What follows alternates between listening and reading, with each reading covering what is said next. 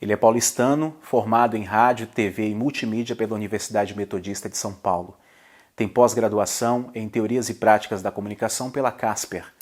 Trabalhou na Rádio Cultura FM e também no SBT, no Sesc e na O2 Filmes. Ele também é escritor, já lançou 8 livros, 6 sobre cinema, dos quais 2 foram sobre os Trapalhões e 2 dedicados à literatura infantil. Sendo que seu último livro, A Bruxa do Chocolate, ganhou recentemente uma adaptação para o teatro. Além disso, é produtor cultural e agora também atua como diretor de cinema e documentarista. Atualmente está finalizando um polêmico documentário chamado Trapalhadas Sem Fim, que traz histórias sobre os bastidores do programa humorístico Os Trapalhões, que foi sucesso de audiência nas décadas de 70, 80 e início dos anos 90. Este documentário conta com 62 depoimentos de pessoas envolvidas de forma direta ou indireta na produção dos programas e dos filmes lançados pelos Trapalhões. Segundo matérias publicadas pela mídia, Renato Aragão, o Didi dos Trapalhões, tentou boicotar a produção deste documentário. Gente, vamos falar aqui do Renato Aragão? Porque é o seguinte, essa história é um bafafá. Nossa. Fabiola Raiber descobriu aí que ele tá fazendo de tudo para boicotar um documentário sobre os Trapalhões. Ele tá ameaçando até processar. Espera um pouquinho. Cruzes. O que é que ele tá fazendo e por quê? Tá com medo de alguma coisa? Medo, tá apavorado. Por quê? Porque esse documentário vai contar o lado B dos bastidores dos Trapalhões, o que rolava por baixo dos panos. E a pergunta que os fãs e admiradores fazem é: por quê? Atendendo os anseios desses fãs e dos seguidores deste canal, nós fomos em busca da verdade. E é por isso que hoje estamos aqui com Rafael Spaca, o idealizador e diretor deste documentário. Rafael, muito obrigado por aceitar nosso convite, seja muito bem-vindo. Obrigado pelo convite, prazer falar contigo. A honra e o prazer é todo nosso e obrigado por você nos atender tão prontamente, por ter cedido essa entrevista para nós. Bom, vamos começar pelo básico aqui, coisa que eu já tinha inclusive falado com você em off. Você ainda chamou a atenção por um comentário que eu fiz no meu vídeo. O que motivou de fato a produção desse documentário? Na verdade, assim, já tinha essa pesquisa relacionada aos Trapalhões e surgiu a ideia através da Sara Silveira, que é uma produtora muito conhecida, trabalhou muito com o Carlão Rechimbá. Ela falou assim para mim, né, ela sugeriu, por que você não transforma a sua pesquisa num documentário? Porque o alcance de um documentário é muito maior que de um livro, né? O livro tem uma tiragem de 5.000 exemplares, no máximo, pelo menos os meus. Então fica restrito lá a 5, vamos supor que alguém empreste, então a 10.000 pessoas. E o documentário não, né? O documentário, por exemplo, o teaser, que já está lá no YouTube, já tem quase 70.000 visualizações, né? Então, quer dizer, a força da internet, da televisão é muito maior do que do livro, né? O Brasil é um país que, reconhecidamente, infelizmente, pouco lê. Então, a feitura de um documentário é fazer com que essa pesquisa ela alcance o maior número de pessoas possível. Então, no caso, o que você iria publicar em um livro, você transformou em um documentário? Na verdade, ele é um complemento. Esse documentário, ele é quase um desdobramento dos meus 2 livros anteriores, né? Um eu fiz chamado O Cinema dos Trapalhões, por quem fez e por quem viu, que são 132 entrevistas com técnicos, atores, todo mundo. E o outro eu falo sobre as HQs dos Trapalhões, que foi um caso talvez único no Brasil, que tem incomodado, por exemplo, o Maurício de Souza em vendagens, né? Então eu quis investigar isso. E esse documentário, ele tem, acho que uns 95% de pessoas que participam desse documentário não estão nem em um nem em outro livro, né? Então é como se fosse um complemento dessas 2 pesquisas. Os outros livros anteriores, que inclusive eu vou fazer questão de ler cada um deles, você já havia abordado bastidores dos Trapalhões de certa forma. Você, nesses livros que você lançou, nessas pesquisas anteriores, você aborda algumas questões polêmicas e delicadas, como está sendo abordado agora no Trapalhadas Sem Fim? Sim, sim. Só que é isso, né? Como o livro pouca gente lê, então até saiu matéria, tudo a respeito do livro, mas ficou ali naquele nicho, né? E o documentário, ele dá uma voltagem, tem uma voltagem maior, né? O vídeo tem uma voltagem maior. Então, eu acho que foi isso que deu esse rebuliço todo. Mas é claro, o que eu consegui durante essa pesquisa de campo aí, né, dessas fontes todas primárias para o documentário, foi muito maior e muito mais revelador do que eu consegui com os meus 2 livros anteriores. Bom, quantas pessoas estão envolvidas nesse documentário? Tem alguém famoso, ainda que não vai aparecer nos caracteres, ainda que vocês não tenham deixado ali na descrição do teaser, tem alguém famoso envolvido também ajudando de certa forma esse documentário? Quantas pessoas estão envolvidas? Você diz da equipe? Sim, a equipe. Quem está por trás, quantas pessoas são e se tem alguém famoso. Não precisa falar se você não quiser. Quem é a pessoa? São 5 pessoas. Uma famosa, a grande celebridade é o Atílio Bari, o nosso produtor. Ele é o apresentador do Persona em Foco da TV Cultura, né? Ele é a grande estrela da companhia. Quando você lançou o projeto na mesa, que você chamou essas pessoas e falou, olha, eu tenho esse projeto aqui, a recepção foi imediata, todo mundo falou, não, vamos fazer, ou alguém teve receio, alguém teve alguma discordância, ou fluiu tranquilamente? Não, na verdade, assim, a gente começou a filmar, eu e mais 2 pessoas, por conta própria, até que chegou um momento que falou assim, a gente precisa agora arrumar um produtor para tocar isso para frente, né? E aí bati em algumas portas, muita gente falou, pô, e o Renato? Ele abraça o projeto? Eu falei, ainda não sei, eu estou fazendo e tal. Então, e muita gente ficou com o pé atrás, mas o Atílio de imediato topou. E aí deu match, sabe? Foi uma coisa incrível, assim. Graças a ele, o documentário fluiu de uma maneira incrível. A gente conseguiu ir para o Rio de Janeiro, fazer as entrevistas lá, começou a decolar, né? Aí sim, profissionalizou, de fato, a coisa, né? Antes eram 3 aventureiros que iam até a pessoa, pedir entrevista, a pessoa aceitava, a gente fazia entrevista e ia colhendo o material. E com a chegada dele a gente começou a ganhar um outro corpo.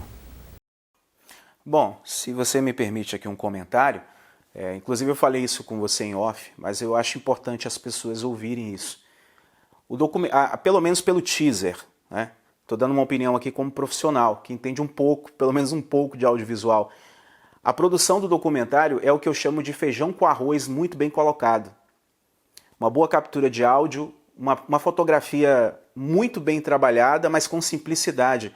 Ou seja, é aquele feijão com arroz que bota à mesa e serve muito bem. Então, pelo teaser, dá-se a entender que o documentário vai ser prazeroso, vai ter uma retenção de público, a pessoa que assistir vai ter aquela vontade de acompanhar do início ao fim, porque ele está muito redondo. Inclusive, pelo teaser, a gente vê que tem uma colocação muito precisa ali na edição, com os depoimentos. Então, meus parabéns nesse sentido. Qual a previsão de lançamento para o documentário? Bom, a gente está agora nessa fase, primeiro, assim, dessa questão da edição, deixar aqui um abraço para o Alex Costa, que é o nosso diretor de fotografia. Ele que fez esse trabalho, realmente ficou muito bacana. Muita gente falou, pô, é muito longo, tal, mas ele dá uma amostra do que vai ser tanto essa série quanto esse filme, né? Deixa esse gosto, deixa esse perfume do que vai ser esse nosso trabalho. Nós estamos agora numa fase de negociação com emissoras, né? Temos conversado com alguns canais, e assim que a gente fechar com um, a gente vai ter uma data estipulada. Mas é engraçado falar nisso porque toda essa repercussão antes a gente nunca imaginava, nunca mesmo, né? enquanto a gente já estava ainda filmando tal, já tinha jornalista atrás da gente. Né? Isso mostra a força dos Trapalhões, como eles despertam um interesse enorme em grande parte da população, né? Porque eles estão na memória afetiva de milhões de brasileiros. E a gente imaginou, assim, quando fosse exibir, porque assim, essa conversa que eu estou tendo contigo, eu estava imaginando ter quando fosse lançado o documentário, né? Mas ele está gerando tanto burburinho que está sendo surpreendente isso pra gente, né? Então dá a impressão que assim, as coisas estão na sua devida ordem. Nós terminamos de fazer a captação das entrevistas, que é um trabalho árduo, né? E agora nós estamos já na fase da negociação. Entremeado isso, esse atendimento todo à mídia e tal, né? Então a gente está fazendo tudo isso ao mesmo tempo, né? O que é muito, muito louco, porque eu até comento com eles assim, eu não lembro de ter algum documentário que tenha gerado tanta expectativa antes, né, da exibição, né? Normalmente as coisas são faladas depois que tem um produto ali pronto, né? Então, pra gente é interessante, é uma surpresa. É um humor infantil ingênuo, né? É um humor sem pudor que hoje, por exemplo, seria proibido. Hoje, com essa história toda desse mimimi, babá, os Trapalhões não existiriam, né? Porque o Trapalhão era muito natural. E mesmo ali naquela comicidade, em vários momentos, você encontra a melancolia. A mídia convencional sempre subestimou a internet nos últimos 10, 12 anos. Subestimou o poder da internet. Eu, graças a Deus, entendi isso há 8 anos atrás, 9 anos atrás, eu entendi que a internet, que o streaming era o futuro da comunicação e quem não acompanhasse isso iria ficar para trás. Pegando esse nicho aí, você não acha que, pensando hoje, com essa visão atual, dessa comunicação hoje que é streaming, vocês não deveriam disponibilizar esse documentário em uma plataforma streaming, como a Netflix, como a Amazon, ou simplesmente fazer um financiamento coletivo por fãs para disponibilizar a visibilidade desse documentário, por exemplo, aqui no YouTube mesmo, ou então conseguir alguns patrocinadores e apoiadores de peso para que possam apadrinhar o projeto financeiramente e assim vocês disponibilizarem abertamente para o público aqui? Tudo é possível, tudo é possível. A gente, nós estamos agora negociando com as emissoras, mas isso não significa que fique restrito ao formato canônico, né? Ele pode ir para a internet, pode ser para baixar nessas plataformas todas que você mencionou. Pode ser que a gente não consiga fechar com nenhuma emissora e daí a gente joga para o YouTube. De alguma forma ele vai ser visto, vai ser difundido e a nossa ideia é justamente essa, é abarcar o maior número de pessoas possível, né? Então, acho que hoje, mesmo essas emissoras tradicionais, elas estão dialogando com essas plataformas todas de tecnologia, né? Eu acho que ninguém mais está alheio a um formato só, né? Às vezes a própria Globo, ela lança primeiro no Globoplay e depois joga para TV, e às vezes joga da TV e depois vai pro Globoplay. Eu acho que isso é uma migração natural, e a nossa ideia é justamente essa, estar ao alcance de maior número de pessoas possível. Até porque quando nós percebemos ali, quando nós acompanhamos os comentários do teaser, que é intrigante, tem gente que assistiu 2, 3 vezes, eu devo ter assistido umas 10 vezes, sem exagero, eu devo ter assistido umas 10 vezes. Você percebe ali as pessoas falando, solta logo, cadê esse documentário?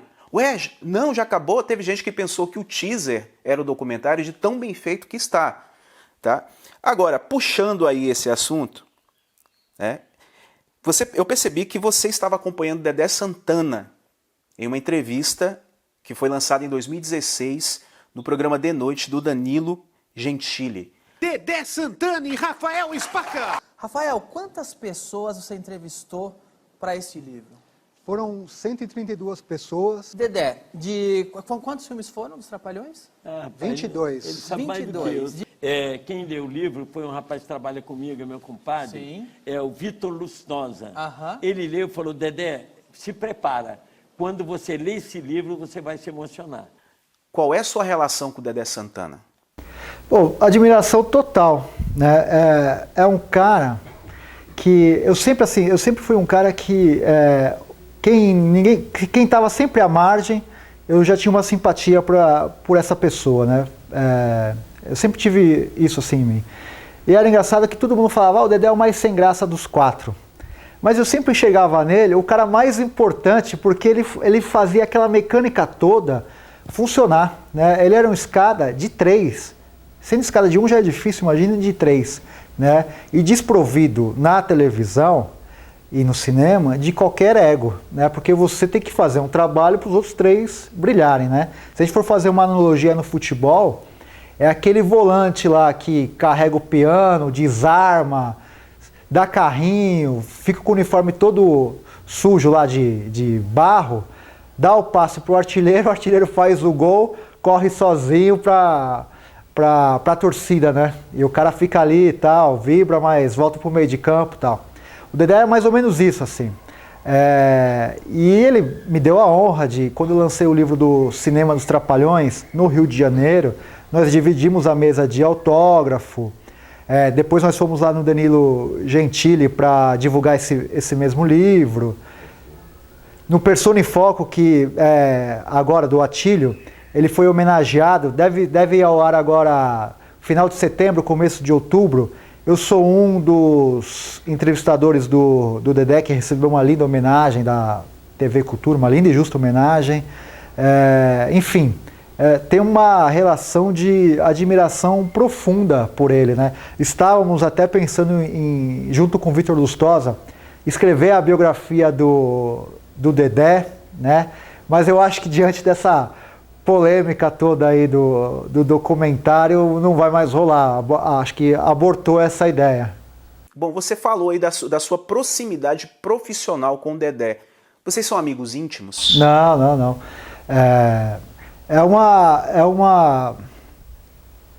Bom, acho que tem um respeito mútuo ali, né? Ele reconhece também a seriedade do meu trabalho, tal.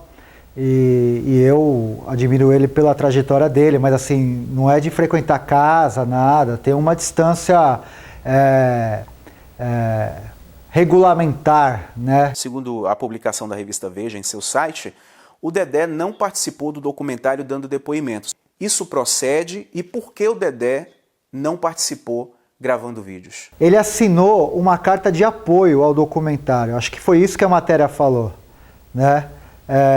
Falando que eu era uma pessoa que tinha capacidade para colocar esse projeto adiante pela pesquisa e tudo mais, né? A nossa ideia, qual que foi? Foi pegar todos os... não digo todos é um modo de falar, mas assim, entrevistar esse pessoal que estava ali na parte periférica dos Trapalhões, como elenco de apoio, diretor, produtor, camareira, enfim, ator, atriz. E só depois de falar com todo esse pessoal, falar com o Renato e com o Dedé. Aí quando a gente começou a chegar em algumas pessoas muito próximas do Renato Aragão, a gente sentiu que tinha ali uma certa resistência em falar conosco, né? E aí, isso eu posso falar porque eu tenho prova, tá documentado.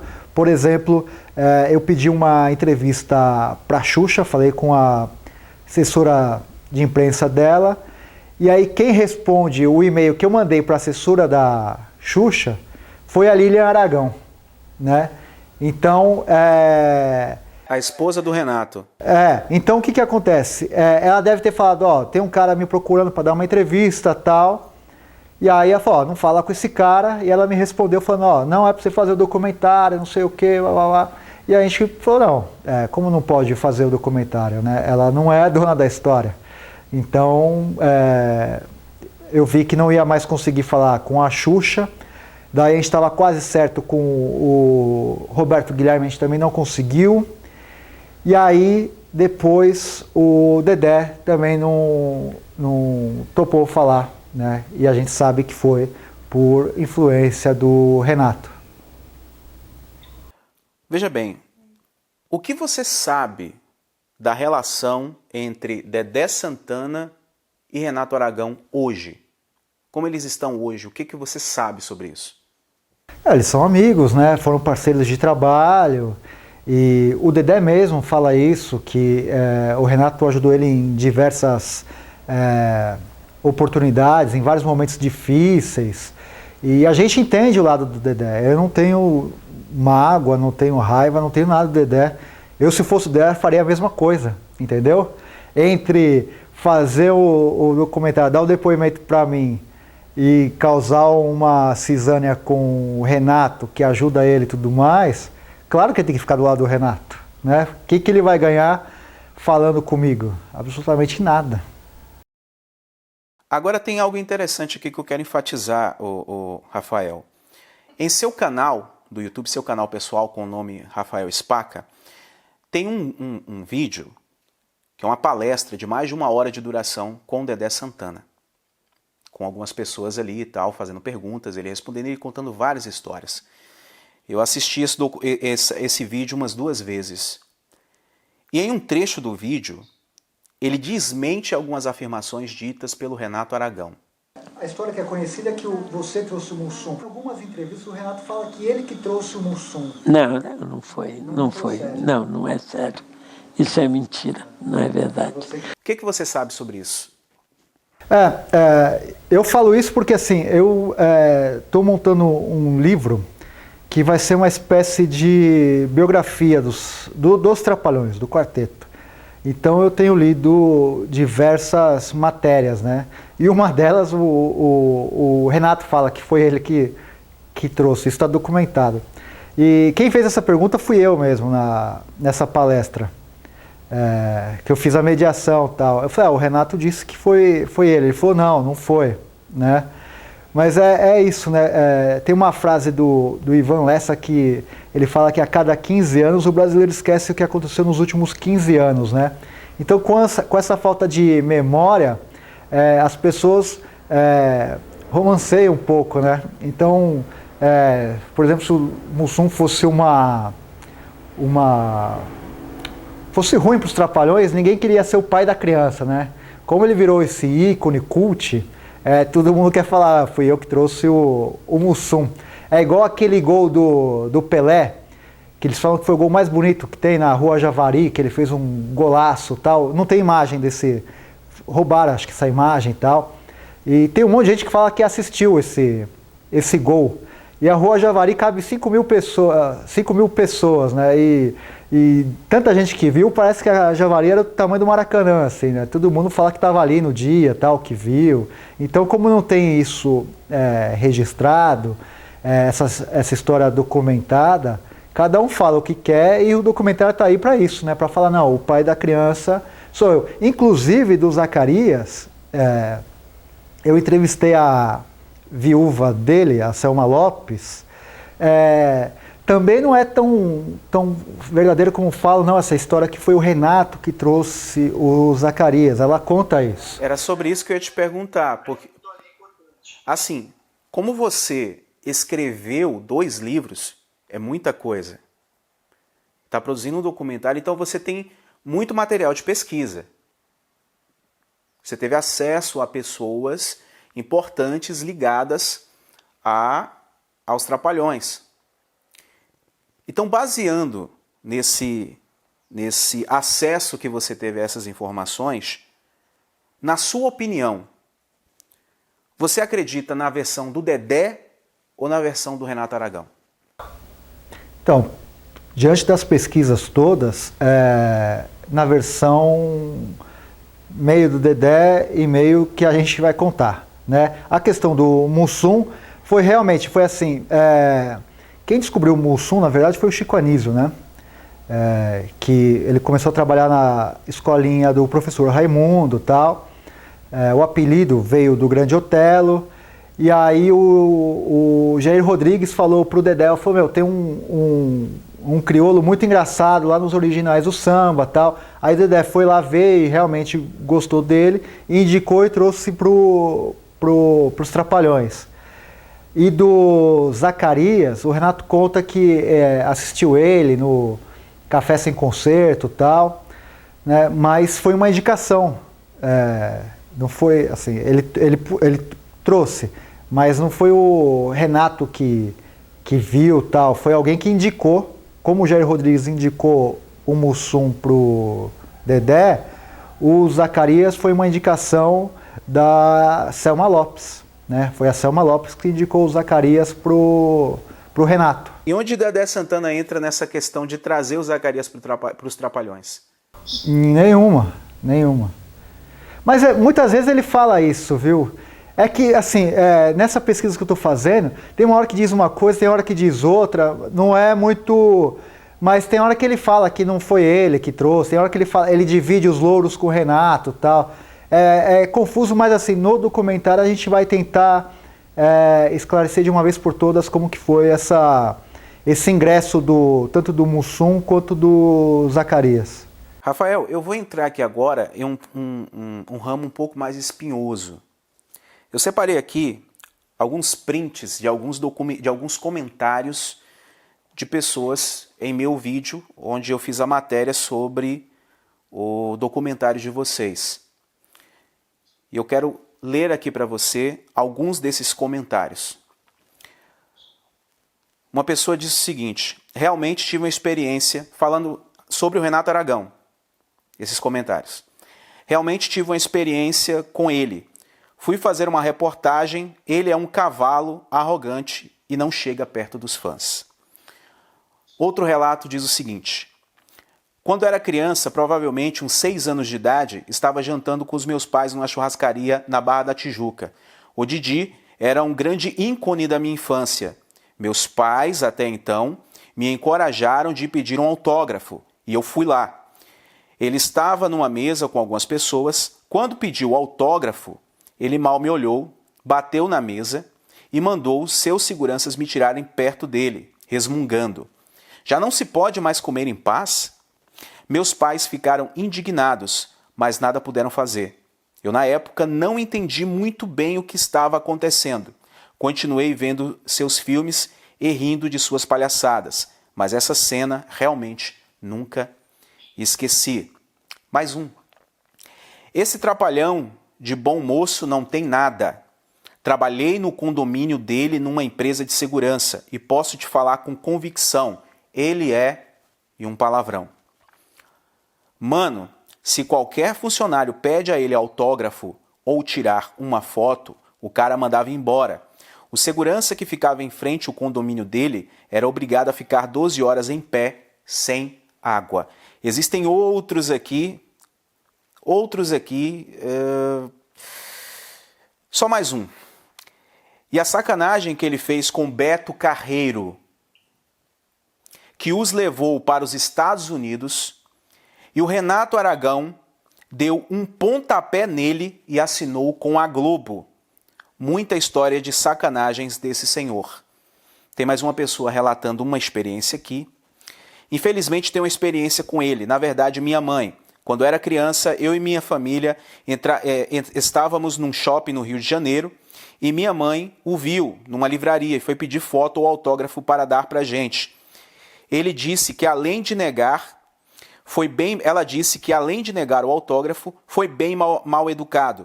Todo artista deveria ser eternamente grato ao seu público.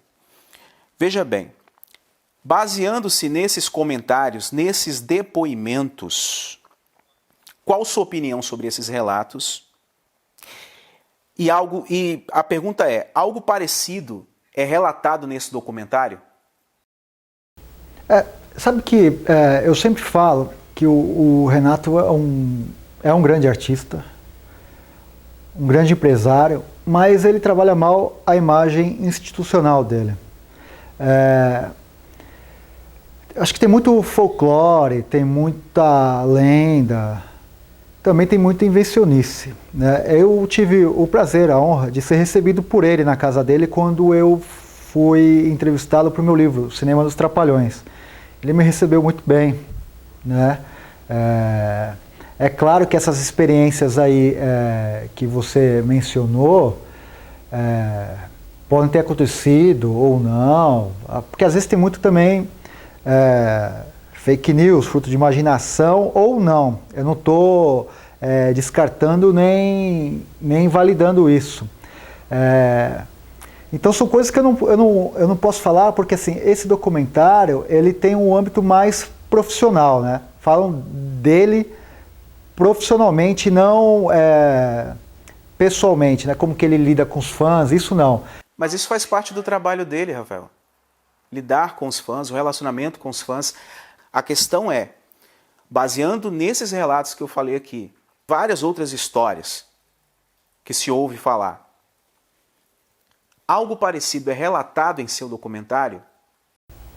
Essa questão, por exemplo, dele se ele gosta ou não de ser chamado de Didi, eu perguntei para várias pessoas ali da equipe, né? Então a gente vai saber pelo documentário se ele gosta ou não de ser chamado de Didi ou de ser o Renato Aragão, né? Essa questão da relação dele com os outros três, a gente vai saber se era amigável, se não era, se foi, depois não foi. Tem a história o Ferrugem, conta, isso está no teaser, né, que ele tirava e se você for ver naquela época, o Ferrugem era uma criança, né? O Ferrugem era uma criança. Dá a impressão que o Ferrugem tem essa mesma idade, que ele está bem, ele sempre teve o mesmo jeito, o mesmo semblante, mas naquela época da TV Tupi, o Ferrugem era uma criança. Então, se ele tirava a piada do Ferrugem, quer dizer, ele tirava a piada de uma criança, que era o público-alvo dele, né?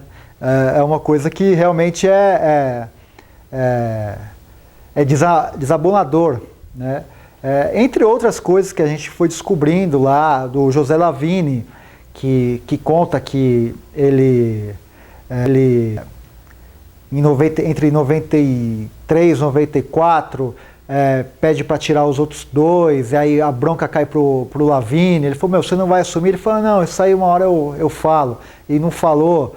E tanto é que foi engraçado que muitos desses depoimentos assim que a gente colheu, as pessoas começaram a se sentir tão à vontade de falar, que às vezes no meio da entrevista ele fala, puta merda, eu nunca falei tanto na minha vida, né? Então, assim, até para as pessoas que estavam falando, acho que a gente sentiu que estava preso na garganta e falou, é hora de falar algumas coisas aqui, né? E por isso que esse documentário ganhou esse corpo e tem essas polêmicas todas, né? Porque as pessoas se sentiram encorajadas de falar de histórias que estavam represadas há muito tempo. Acho que valia a pena dizer aí, mas o documentário não foi feito para derrubar o Renato. O Attili está contando, fazendo aqui um adendo importante, que assim, quando a gente pensou em fazer o documentário, era para contar a história dos Trapalhões, né? Não foi em nenhum momento falar assim, a gente vai dar na jugular do Renato. Só que essas histórias começaram a aparecer naturalmente para a gente. Então a gente não tinha como deixá-las de fora, porque eram histórias importantes e que, como eu falei aqui, quando você falou dessa questão do trato dele com os fãs, os Trapalhões talvez seja o grupo que tenha mais lenda, mais folclore, né? E esses depoimentos todos que a gente conseguiu colher derrubam ou confirmam alguns dos folclores, entende? Então, quando a gente pensou no documentário, não foi para falar assim, vamos arrebentar com o Renato, mas essas histórias começaram a surgir naturalmente. Então, assim, o documentário que tem, ele alisa e tem hora que bate, entendeu? Não é só porrada nele. Então existem histórias parecidas com essas no documentário. De trato com fã, não. De trato com fã, não, porque a gente não abordou isso. Mas, assim, a relação dele com o Não trabalho. trato com o fã em si, mas é essa personalidade do Renato. Sim. Esse possível lado dele. Sim, isso. Bom, é uma entrevista, não é um debate. Uhum. Tá? E perguntar não ofende. Claro, claro. Você não acha que é meio, eu posso dizer assim, inconveniente, ou a expressão não se encaixa bem para toda a situação, principalmente você que tem um vasto repertório de relatos, de pesquisas e de estudos sobre os Trapalhões, chamar essas histórias de folclore, sendo que existem vários relatos, vários depoimentos? Será que realmente muitas pessoas iriam combinar de contar histórias parecidas, pessoas de lugares diferentes? Você acha que se criou uma verdadeira teoria da conspiração em cima do Renato Aragão por trás desses relatos? A história dele envolvido com bruxaria, do Aldo Nascimento, essas coisas, eu já fiz um documentário investigativo e já desmenti isso, com fatos. Com fatos. Aquilo ali é a teoria da conspiração. Mas você não acha um pouco pretensioso da sua parte chamar de folclore e dar a conotação de teoria da conspiração todos esses relatos? Por mais que possam estar serem exagerados em alguns aspectos, mas você acha que não tem um fundo de verdade nisso? Então, para fazer esse documentário eu fui em busca dessa verdade, né? E o folclore, eu estou sendo aqui generalista, não só falando desse trato dele com os fãs, mas, por exemplo, a relação dele com os outros três.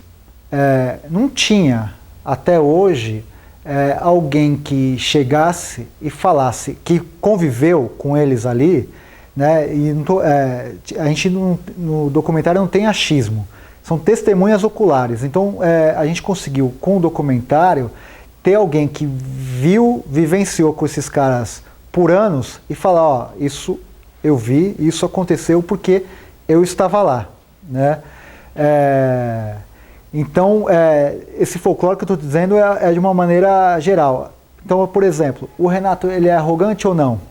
Tem gente que acha que sim, tem gente que acha que não, mas nada melhor do que as pessoas que conviveram com ele por anos para falar, ó, a personalidade dele é essa, ele fazia isso, ele fazia aquilo. Não só com o Renato, como o Dedé, Mussum, Zacarias. Né? Então, as pessoas que convivem diariamente com eles, pode ter uma base maior para falar sim ou não. Às vezes essa pessoa, tá? Não estou defendendo o Renato, não é isso. Mas às vezes ele está que você disse lá, num restaurante, o cara não está num bom dia, vai lá a fã e o cara trata mal. Mas pode ser que ele tenha ido nos outros 6 dias da semana no restaurante e tratou outras pessoas bem. Mas quem é tratado bem nunca vai na internet, por exemplo, e fala, porra, o cara me tratou bem. O que fica sempre é o registro negativo, entendeu? Então, essa questão toda, eu acho que, por isso que a gente não quis entrevistar parente, nem fã, a ideia era pegar pessoas que tivessem uma base maior de vivência com eles quatro, para dar um embasamento mais concreto do que era eles, tanto fora quanto tanto na tela quanto fora da tela. Quando eu me aprofundo nessas questões, é porque não é de hoje que se ouve falar essas histórias, né, da personalidade do Renato Aragão, né? Eu sou nordestino, o nordestino ele é muito sanguíneo. O nordestino, de sua maneira geral, né? Eu sou baiano, minha esposa é pernambucana, então o nordestino é muito para cima, é muito para frente. O nordestino é muito sincero, sabe? Mas existem situações e situações. Então, quando eu me aprofundo nisso, é porque de fato se ouve várias e várias histórias, né? E existe aquele velho ditado que onde há fumaça, há fogo. A intenção da pergunta e do questionamento não é querer denegrir a imagem do Renato, a mesma que você teve com o documentário, de forma alguma. Inclusive, como eu falei, eu já fiz vídeos defendendo o Renato Aragão, desmistificando um verdadeiro folclore, uma teoria da conspiração sobre ele envolvido com bruxaria, satanismo, essas coisas. Eu fiz uma investigação, coletei fatos, assim como você, e apresentei fatos. Pessoal, essa teoria não se sustenta. Logo, ela não pode ser afirmada que é verdade. Renato Aragão tem um posicionamento X, X e Y. Então isso não condiz com essas teorias da conspiração. Você falou aí que você teve uma boa experiência com o Renato Aragão. Só que o que acontece? Renato Aragão, segundo a mídia, tentou boicotar o teu documentário. A pergunta é, por quê? Eu acho que é isso, né? Ele trabalha muito mal a imagem institucional dele. É um cara que todos nós, né, temos as nossas nuances, nós temos nossos acertos, temos nossos erros, temos as nossas glórias, temos as nossas cagadas. Mas eu lembro que quando ele lançou a biografia dele, até escrevi uma matéria na Folha falando dessa biografia. Eu falei, o que ele está falando hoje aqui nesse livro não é o que ele disse lá atrás, né? Principalmente a questão da briga lá de 1983 e tal. Ele passa, acho que em um parágrafo, uma briga que causou uma polêmica enorme ali. E no livro ele é visto como um cara que, assim, ele fazia, sei lá, jogava futebol, ele era o craque do time. Ele trabalhava no banco, era o funcionário do mês. Assim, tudo que ele fazia, ele era o melhor. E eu vi, falei, onde que tem um defeito dele aqui no livro? Não achei, né? E aí ele, quando ele lançou esse livro, ele falou, eu tô fazendo agora porque eu não quero que ninguém escreva depois, né?